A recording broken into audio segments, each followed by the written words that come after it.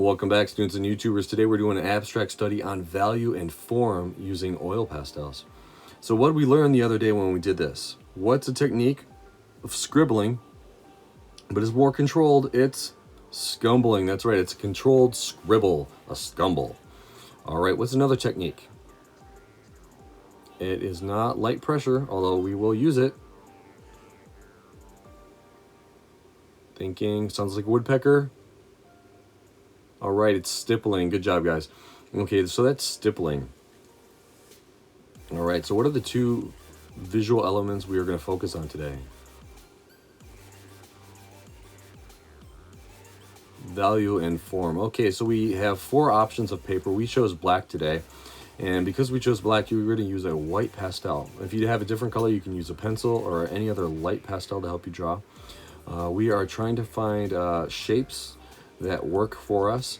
So we are thinking about the rule of odds. So that means you should have an odd number of shapes. So I'm going with some geometric shapes and some organic shapes. I repeated both. So I have 3 sharp geometric shapes and I have 3 organic bubbly shapes. And so I'm putting that out there. Now step 2, we're planning where our lights and darks go, our values.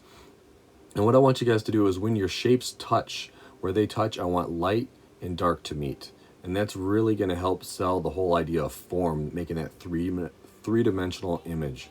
Because light objects feel like they come forward in space, and dark objects feel like they go back in space. And that's really going to sell that whole concept of form. Okay, so now I should also be thinking what kind of color scheme I want.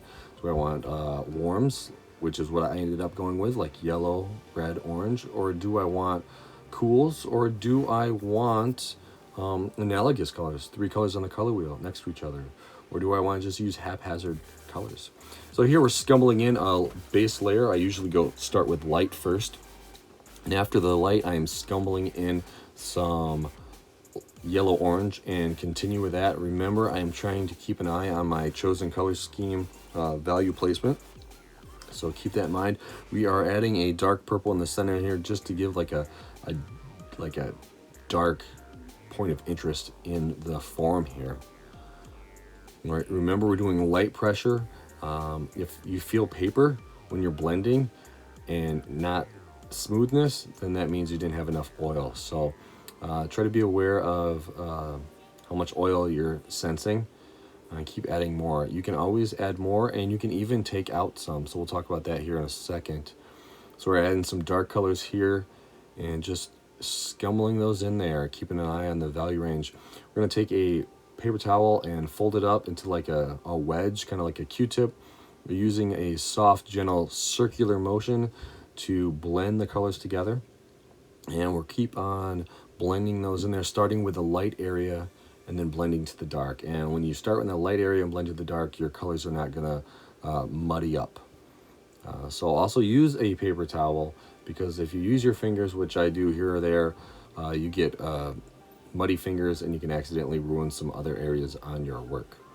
I am not particularly happy right now with my work. I'm not sure if you students are as well, but I really didn't like it. So I used some resilience and some determination, and I continued. I actually thought about scrapping it and starting over with different colors, but I continued, and by the end of the project, I really liked it. I'm actually going to use it for a present for this holiday season. So keep on going, guys. Keep on going. So if you do find an area you do not like, use your fingernail or paper clip or whatever to gently scrape the top layer of oil off, and then you let that dry.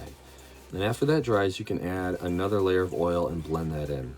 Now, if that doesn't work for you, you can let it dry overnight and come back and add some oil, or you can hit it with some fixative or hairspray and let that dry, and then you can paint right on top of that, or oil pastel right on top of that.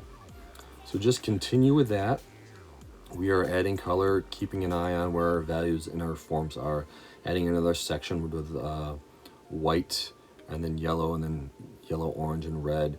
Just trying to make sure that pops by having a lighter color show on top. And that's really going to give that dynamic feeling and make our work stand out. So really work on pushing those values, making your darks dark and your brights bright, and some sort of transition there. It's really going to help your work stand out.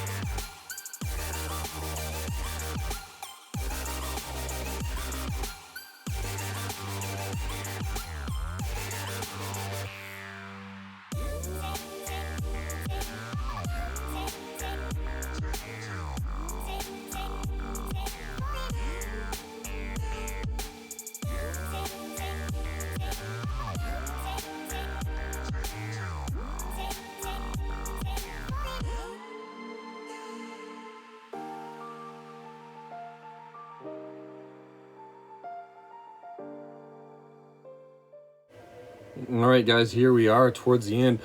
I hope you've learned something. Remember, it's about the journey and not necessarily the finishing line. We're all about personal growth. I hope you guys enjoyed yourself. If you have any questions, hit me up on the email or the YouTube or in person, wherever you happen to be. Please like and subscribe. I would really appreciate trying to build a community of encouraging artists online, so or in the classroom. So please reach out and encourage each other. Remember, we all have to start somewhere. Thank you once again for spending your time with me learning a little bit about oil pastels. Thanks again.